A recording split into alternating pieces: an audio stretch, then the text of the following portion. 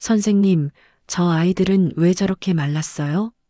수입 초콜릿을 나눠주던 그 순간, 5살 여자아이가 창밖을 가리키며 물었습니다.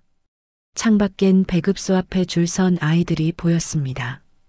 뼈만 앙상한 모습으로. 그 순간 제 가슴이 무너졌습니다. 왜냐하면 제 조카는 그때 영양실조로 누워 있었으니까요.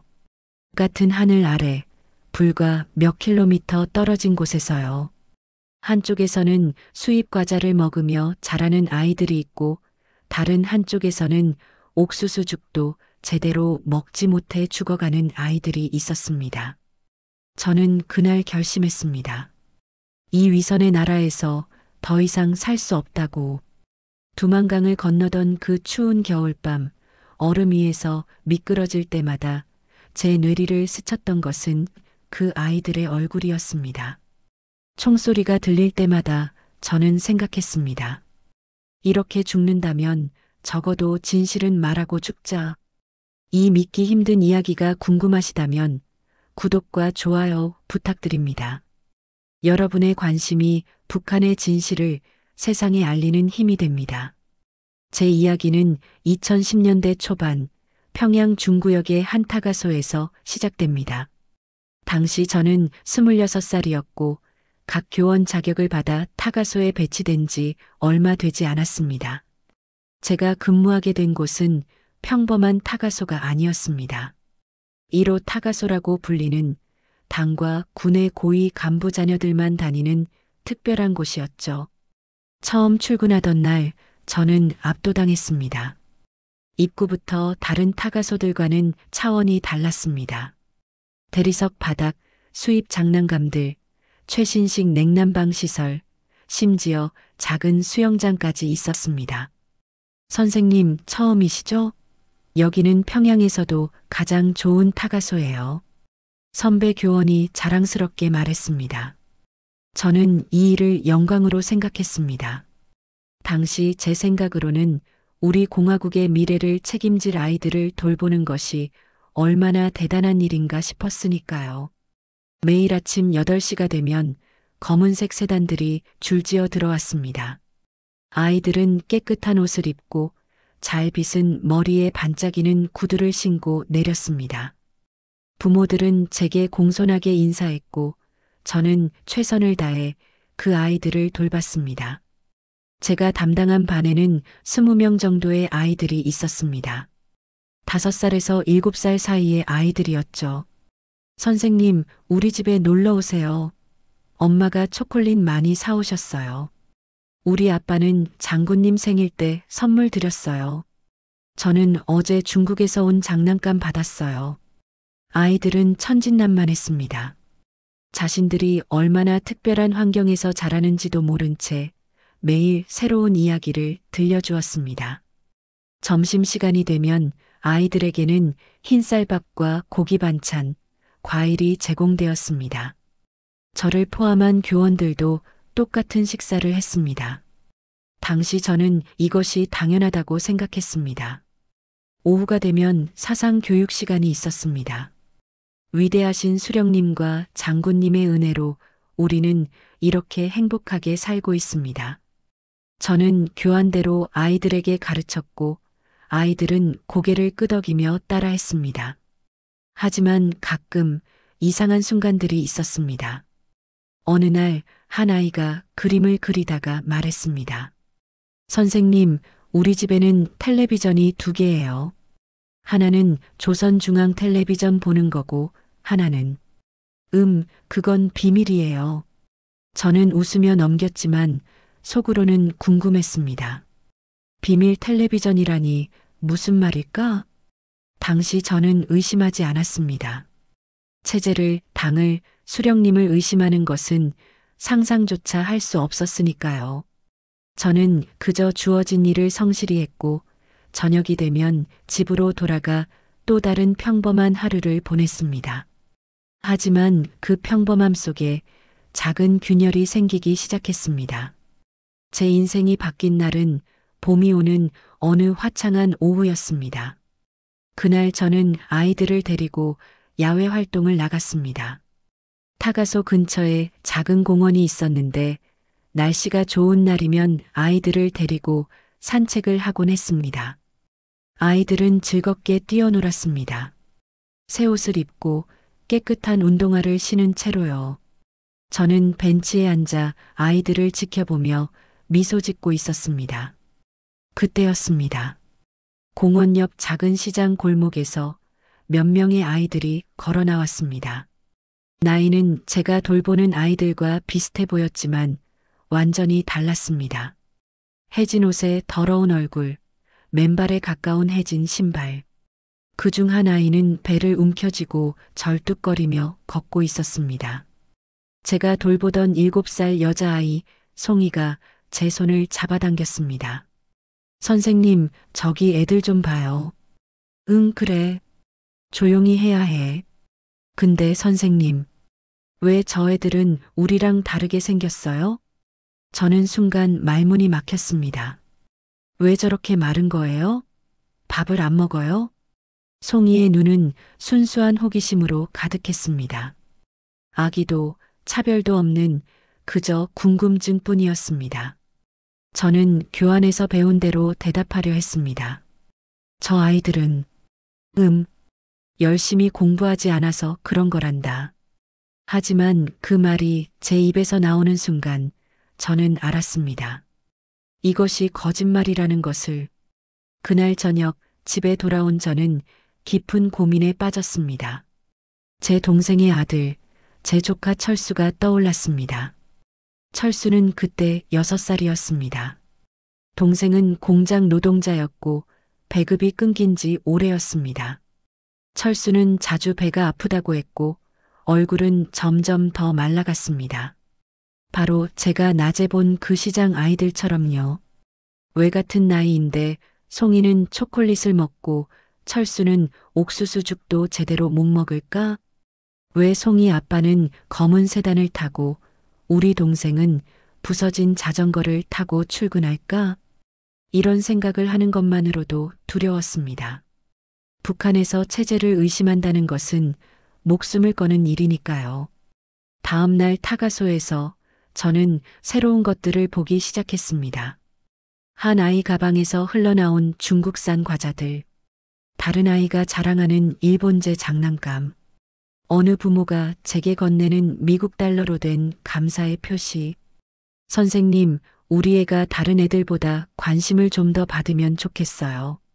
이거 작은 선물입니다. 저는 그 돈을 거절했지만 다른 선생님들은 당연하다는 듯이 받았습니다. 이선희 동무 여기서 살려면 현실을 알아야 해. 우리도 먹고 살아야지. 그날 오후 제가 담당하는 반의 한 남자아이가 공책에 낙서를 하고 있었습니다. 무심코 들여다본 저는 숨이 멎을 뻔했습니다. 김정은 위원장의 캐리커처였습니다. 로켓을 탄 모습으로 로켓맨이라고 쓰여 있었습니다. 민준아, 이게 뭐니? 아, 그거요? 우리 아빠가 웃으면서 하는 말이에요. 외국 사람들이 그렇게 부른대요. 제 손은 떨렸습니다. 이 아이의 아빠는 당 간부입니다. 집에서는 이런 이야기를 하면서 밖에서는 충성을 외치는 사람. 그 순간 저는 깨달았습니다. 이 체제는 위선으로 가득 차 있다는 것을. 위에 있는 사람들조차 믿지 않는 체제를 왜 우리는 목숨 걸고 지켜야 할까? 하지만 이런 생각을 한다는 것 자체가 위험했습니다. 저는 그날 밤 제 공책에 이런 생각들을 적었다가 다시 찢어버렸습니다. 두려웠습니다. 하지만 더 이상 모른 척할 수도 없었습니다. 제가 북한을 떠나기로 결심한 날은 제 인생에서 가장 추운 겨울날이었습니다. 그날 아침 동생에게서 전화가 왔습니다. 목소리가 떨리고 있었습니다. 누나, 철수가, 제 조카 철수가 세상을 떠났습니다. 겨우 6살의 나이에 영양실조와 폐렴으로요. 저는 당장 동생 집으로 달려갔습니다. 작은 방 한 구석에 철수는 누워 있었습니다. 너무 말라서 뼈만 남은 작은 몸. 동생은 제 손을 붙잡고 울었습니다. 누나, 나는 나쁜 엄마야. 내 아이에게 밥 한 끼 제대로 못 먹이고. 아니야, 내 잘못이 아니야. 누나는 좋겠다. 매일 고기 먹고 따뜻한 곳에서 일하고 누나한테 철수를 맡길 걸 그랬어. 그 말이 제 가슴을 찔렀습니다. 맞습니다. 저는 매일 특권층 아이들이 남긴 음식을 먹었습니다. 따뜻한 타가소에서 일했습니다. 심지어 가끔은 부모들이 주는 선물도 받았습니다. 같은 핏줄인데 제 조카는 굶어 죽고 저는 남의 아이들에게 초콜릿을 나눠주고 있었습니다. 장례를 치르는 동안 저는 결심했습니다. 이 나라에서는 더 이상 살 수 없다. 하지만 탈북은 쉬운 일이 아니었습니다. 성공하면 자유지만 실패하면 정치범 수용소행. 심지어 가족 전체가 연좌제로 처벌받을 수도 있었습니다. 저는 신중하게 계획을 세워야 했습니다. 먼저 정보를 모았습니다. 타가소에서 일하는 청소부 아주머니가 있었는데 소문에 의하면 그분의 친척이 중국으로 넘어갔다고 했습니다. 어느 날 조심스럽게 물었습니다. 아주머니, 혹시 중국이 어떤 곳인지 아세요? 왜 그런 걸 물어? 위험한 소리 하지 마. 그냥 궁금해서요. 아주머니는 주위를 살피더니 작은 목소리로 말했습니다. 중국에 가려면 돈이 있어야 해. 브로커 비용, 안내인 비용, 적어도 $1,000는 있어야 한다더라. $1,000. 북한 돈으로 환산하면 엄청난 액수였습니다. 저는 그때부터 돈을 모으기 시작했습니다. 부모들이 주는 감사의 표시를 거절하지 않았습니다. 제 월급을 한 푼도 쓰지 않고 모았습니다. 심지어 제가 가지고 있던 몇 안 되는 귀중품들도 암시장에 팔았습니다. 6개월이 지나자 저는 $800 정도를 모았습니다. 충분하지는 않았지만 시작할 수는 있는 금액이었습니다. 다음 문제는 탈출 경로였습니다. 청소부 아주머니를 통해 저는 해산으로 가는 방법을 알아냈습니다. 해산은 두만강 건너편이 중국인 곳 국경 도시였습니다. 친척 방문 명목으로 여행증을 받아 그리고 해산에 가면 시장에서 북쪽 벼를 찾아 그 사람이 안내해 줄 거야. 이름도 얼굴도 모르는 사람에게 제 목숨을 맡겨야 했습니다. 가장 힘들었던 것은 가족들에게 말할 수 없다는 것이었습니다. 어느 날 저녁 어머니와 마주 앉아 밥을 먹으며 생각했습니다. 이것이 마지막 식사가 될 수도 있다. 엄마, 저 다음 주에 해산 친척 집 좀 다녀올게요. 그래, 조심히 다녀와라. 그쪽 춥다는데 옷 챙겨 입고. 어머니는 아무것도 모르셨습니다. 제가 다시는 돌아오지 않을 수도 있다는 것을. 만약 제가 실패하면 어머니도 동생도 모두 처벌받을 것입니다. 하지만 이대로 살 수는 없었습니다. 탈북 전날 밤 저는 잠을 이루지 못했습니다. 제가 돌봤던 아이들의 얼굴이 떠올랐습니다. 송이, 민준, 그리고 다른 아이들. 미안해. 선생님은 이제 갈게. 새벽 4시 저는 작은 배낭 하나만 메고 집을 나섰습니다. 뒤돌아보지 않았습니다. 뒤돌아보면 무너질 것 같았으니까요. 해산행 기차에 몸을 실으며 저는 다짐했습니다. 살아서 진실을 말하자. 이 체제의 민낯을 세상에 알리자. 해산에 도착한 것은 한겨울, 영하 20도가 넘는 추운 날이었습니다. 기차역을 나서자마자 저는 주의를 경계했습니다. 국경 도시답게 보안원들과 보위부 요원들이 곳곳에 있었습니다. 저는 청소부 아주머니가 알려준 대로 해산시장으로 향했습니다. 북쪽 벼를 찾으라는 말만 믿고요. 시장 안은 사람들로 북적였습니다. 중국산 물건들을 파는 상인들, 무언가를 찾아 헤매는 사람들. 저는 조심스럽게 물었습니다. 저기, 북쪽 별이 어디 있는지 아세요? 몇몇 사람들은 고개를 저었고 한 아주머니가 제 귀에 속삭였습니다. 저쪽 구석 중국 담배 파는 남자한테 가봐. 저는 떨리는 발걸음으로 그곳으로 갔습니다. 40대쯤 되어 보이는 남자가 담배를 늘어놓고 앉아 있었습니다. 북쪽 별 찾아왔습니다. 남자는 저를 위아래로 훑어보더니 고개를 끄덕였습니다. 돈은 800달러 있습니다. 부족하지만 어떻게든 해보지. 오늘 밤 11시 여기서 300m 북쪽 페가로와. 그날 저녁은 제 인생에서 가장 길게 느껴진 시간이었습니다. 친척 집에서 잠깐 쉬면서도 시계만 들여다봤습니다. 10시 45분 저는 배낭을 메고 조용히 집을 나섰습니다. 페가에는 이미 4명이 더 있었습니다. 나이 지긋한 남자 둘, 젊은 여자, 그리고 10살쯤 되어 보이는 아이. 북쪽 별이 말했습니다. 자, 들어. 지금부터 내 말만 따라. 조금이라도 소리 내거나 뒤처지면 버리고 간다. 알았나? 우리는 고개를 끄덕였습니다. 자정이 넘어서 우리는 움직이기 시작했습니다. 가로등도 없는 어두운 길을 따라 북쪽으로. 점점 강물 소리가 들렸습니다. 두만강이었습니다. 저기 보이나? 저 얼음 위로 건너야 한다. 빨리, 그리고 조용히. 강은 얼어 있었지만 완전히 얼지는 않았습니다. 곳곳에 금이 가 있었고 물소리가 들렸습니다. 제 차례가 왔습니다. 첫 발을 내딛는 순간 얼음이 삐걱거렸습니다. 제발, 제발. 한 걸음, 두 걸음, 세 걸음. 심장이 터질 것 같았습니다.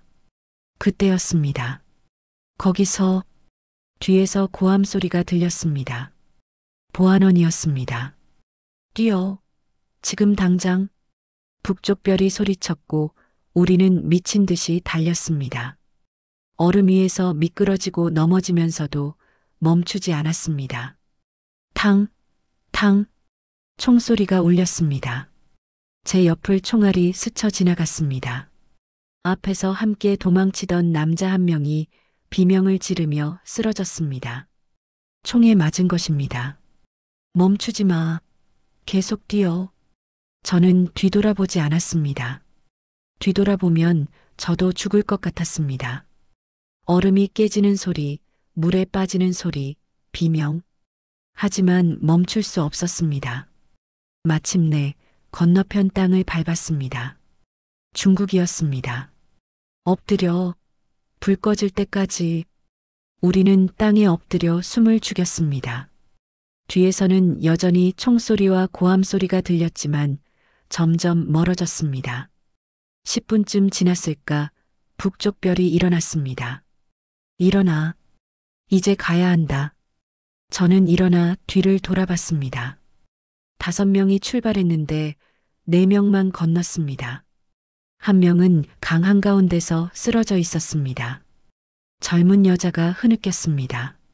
우리 살았어요? 아직 아니야. 중국 공안한테 잡히면 북송이야. 계속 가자. 저는 떨리는 다리로 일어났습니다.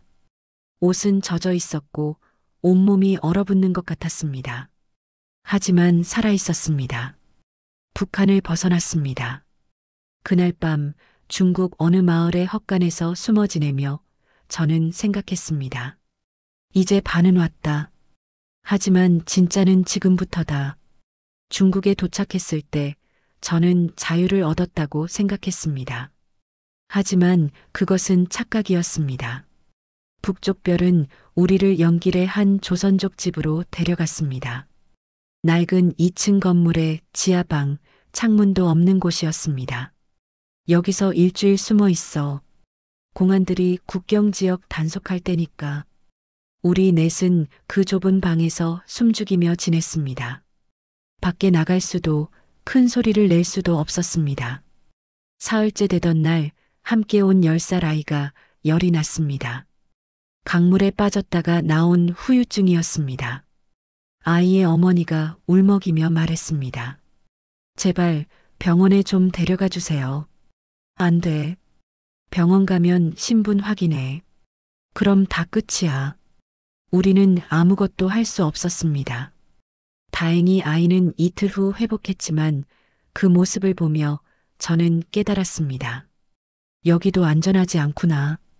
일주일 후 북쪽 별이 다시 나타났습니다. 자, 이제 흩어질 시간이야. 각자 갈 곳을 정해. 저는 어디로 가야 하나요? 한국 가고 싶으면 내가 사람 연결해 줄게. 대신 돈이 더 필요해. 저는 남은 돈을 다 털어서 그에게 주었습니다. 그는 저를 연길 시내의 한 식당으로 데려갔습니다. 여기 주인 아줌마가 도와줄 거야. 일하면서 기다려. 그렇게 저의 중국 생활이 시작되었습니다. 식당 주인 김 사장님은 50대 조선족 여성이었습니다. 자신도 북한에서 넘어온 사람이라며 저를 받아주었습니다. 설거지하고 청소해. 손님 앞에는 절대 나오지 마. 알았지? 저는 하루 15시간씩 일했습니다. 주방 구석에서 설거지를 하고 새벽에 청소를 했습니다. 월급은 거의 없었지만 잠잘 곳과 먹을 것은 있었습니다. 하지만 매 순간이 불안했습니다. 어느 날 식당에 공안 2명이 들어왔습니다. 저는 재빨리 냉장고 뒤에 숨었습니다. 요즘 탈북자들 단속 심한데 여기는 괜찮아? 걱정 마세요. 우리 식당은 깨끗해요. 김 사장님의 침착한 목소리가 들렸습니다. 공안들은 잠시 둘러보더니 나갔습니다. 그날 밤 김 사장님이 제게 말했습니다. 이선희, 너 여기 오래 있으면 안 돼. 언젠가는 잡혀. 어떻게 해야 하나요? 한국 가는 루트 알아보고 있어. 조금만 기다려. 기다림의 시간은 고통스러웠습니다. 한국에 있는 탈북자들은 자유롭게 산다고 했습니다. 하지만 저는 여전히 숨어서 두려움 속에서 살고 있었습니다. 2달쯤 지났을 때 새로운 문제가 생겼습니다. 식당 단골 손님 중 하나가 저를 의심하기 시작한 것입니다. 저 여자 말투가 이상한데? 조선족 맞아? 중국어도 서툴고 혹시 탈북자 아냐? 소문이 퍼지기 시작했습니다. 김 사장님은 급히 저를 다른 곳으로 옮겼습니다. 이번에는 연길 외곽의 작은 공장이었습니다. 의류 공장에서 재봉 일을 하며 숨어 지냈습니다. 하지만 여기도 안전하지 않았습니다. 공장 주인은 제가 탈북자임을 알고 임금을 거의 주지 않았습니다. 신고하면 넌 북송이야. 알지? 저는 아무 말도 할 수 없었습니다. 밤마다 울었습니다. 이렇게 살려고 목숨 걸고 강을 건넜나? 5달째 되던 어느 날 김 사장님에게서 전화가 왔습니다. 이선희 준비됐어. 다음 주에 베트남으로 갈 수 있어. 정말요? 대신 위험해. 가다가 잡힐 수도 있어. 그래도 갈 거야? 저는 망설이지 않았습니다. 갑니다. 반드시요. 중국에서의 5달은 강을 건너던 그 밤만큼이나 끔찍했습니다. 자유로운 땅이라고 했지만 저에게는 또 다른 감옥이었습니다. 하지만 희망은 있었습니다. 한국으로 가는 길이 열리고 있었으니까요. 저는 공장을 나와 다시 김 사장님의 식당으로 갔습니다. 거기서 저를 베트남으로 안내할 브로커를 만났습니다. 준비됐어? 네, 준비됐습니다. 새로운 여정이 시작되려 하고 있었습니다. 베트남행 버스는 깊은 밤에 출발했습니다. 저를 포함해 6명의 탈북자들이 화물칸에 숨어 탔습니다. 좁은 공간에 몸을 웅크린 채 이틀 밤낮을 달렸습니다.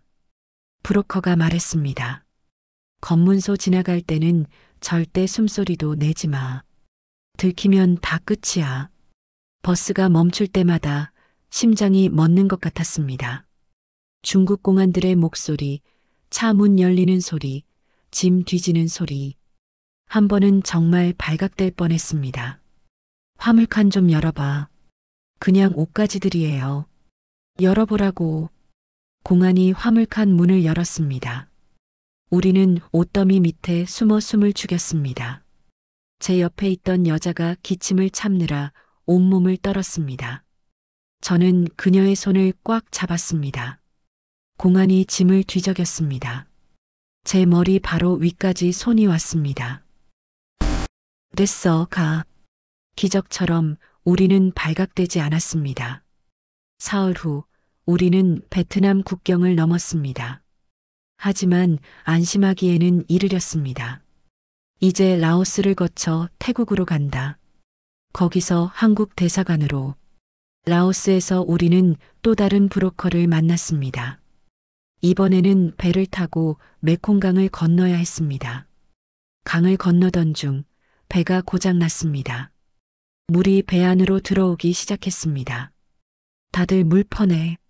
빨리. 우리는 필사적으로 물을 퍼냈습니다. 하지만 배는 점점 가라앉고 있었습니다. 수영할 수 있는 사람. 저는 수영을 못했습니다. 함께 온 남자 한 명이 제 손을 잡았습니다. 내가 데리고 갈게. 놓지 마. 우리는 물속으로 뛰어들었습니다. 차가운 물이 온몸을 감쌌고 저는 정신을 잃을 것 같았습니다. 얼마나 지났을까 강둑에 닿았습니다. 모두 살았습니다. 하지만 여기서 새로운 문제가 생겼습니다. 우리를 태국으로 데려가기로 한 브로커가 돈을 더 요구한 것입니다. 원래 약속과 다르잖아. 싫으면 여기 두고 갈게. 라오스 경찰한테 신고할까? 우리는 선택권이 없었습니다. 남은 돈을 모두 털어서 그에게 주었습니다. 다시 일주일을 더 걸어서 우리는 마침내 태국에 도착했습니다. 방콕의 한 게스트하우스에서 우리는 한국 대사관에 연락했습니다. 여기 탈북자들이에요. 도와주세요. 이틀 후 대사관 직원이 우리를 데리러 왔습니다. 대사관에 도착했을 때 저는 태극기를 보았습니다. 파란색과 빨간색이 어우러진 그 아름다운 깃발. 눈물이 쏟아졌습니다. 다 왔어. 우리 다 왔어. 대사관 직원이 따뜻하게 말했습니다. 고생 많으셨어요. 이제 안전합니다. 하지만 절차는 아직 남아 있었습니다. 신원 확인, 조사, 서류 작업. 한 달 동안 대사관에 머물며 저는 수없이 많은 질문을 받았습니다. 북한 어디 출신이세요? 탈북 동기가 뭔가요? 중국에서 어떻게 지냈나요? 혹시 간첩 가능성은 없나요? 때로는 화가 났습니다. 이렇게까지 고생해서 왔는데 왜 의심하는 거지? 하지만 참았습니다. 이것만 넘으면 한국에 갈 수 있으니까요. 드디어 그날이 왔습니다. 이선희 씨 입국 허가 나왔습니다. 다음 주 한국행 비행기 탑니다. 비행기를 탄다는 것도 처음이었습니다. 창밖으로 보이는 구름, 하늘, 그리고 점점 가까워지는 땅. 저기가 한국이구나. 북한을 떠난 지 8개월 만이었습니다. 비행기가 인천공항에 착륙했을 때 저는 땅에 입을 맞추고 싶었습니다. 하지만 참았습니다. 아직은 아니야. 진짜 자유를 느껴봐야 해. 공항 밖으로 나가는 순간 저는 한국의 공기를 들이마셨습니다. 자유의 공기를. 한국에 도착한 저는 가장 먼저 하나원으로 갔습니다. 하나원은 탈북자들이 한국 사회에 적응하도록 돕는 교육기관입니다. 3개월 동안 저는 그곳에서 새로운 세상을 배웠습니다. 한국어 교육, 민주주의, 자본주의, 법률, 문화. 모든 것이 낯설었습니다. 여러분, 이제 자유롭게 말할 수 있어요. 두려워하지 마세요. 강사 선생님의 말에 저는 눈물이 났습니다. 자유롭게 말할 수 있다는 것. 북한에서는 상상도 못할 일이었습니다. 어느 날 선생님이 물었습니다. 남한에서 가장 하고 싶은 일이 뭔가요?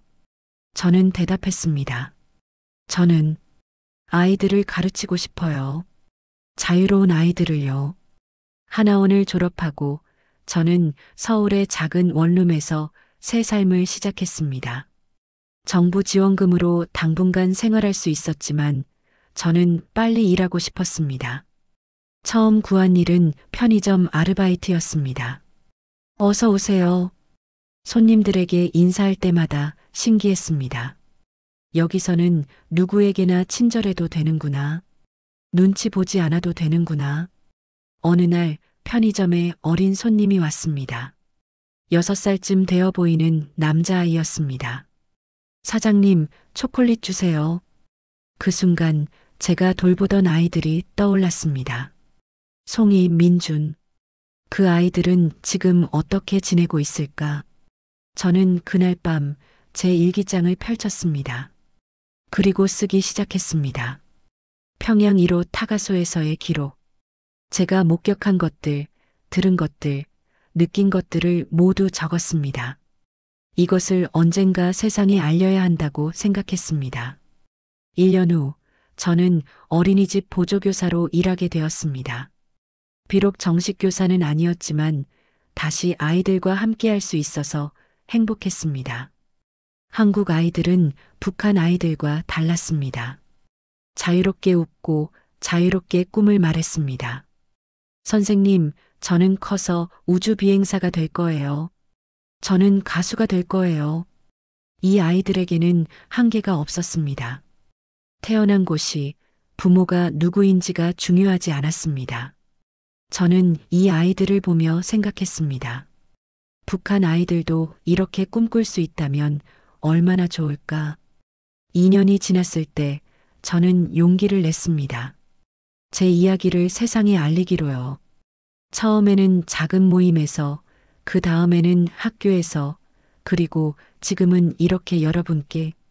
제가 이 이야기를 하는 이유는 복수하기 위해서가 아닙니다. 누군가를 비난하기 위해서도 아닙니다. 단지 진실을 알려드리고 싶었습니다.